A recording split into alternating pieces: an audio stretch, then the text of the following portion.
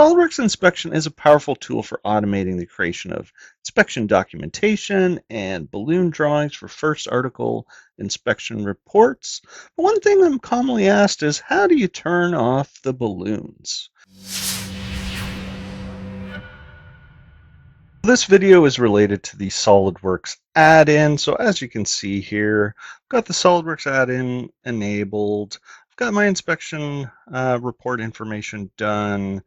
And my balloon drawings, and I might go here to the export to a 2D PDF, and that'll get my PDF with my balloons on it for inspection. But maybe I now need to go ahead and do a revision. One thing, or maybe even just print this drawing without the balloons, I can simply go to the Drawing tab in the Command Manager, hit the Layer Properties, and then basically turn these balloons off. I could then go ahead and print the drawing.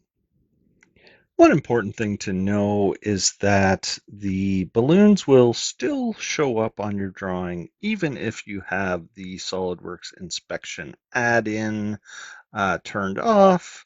So if I put that back on and I get out of the add-in and turn that off, the balloons will still appear. So I would still need to go in here and turn off the balloons.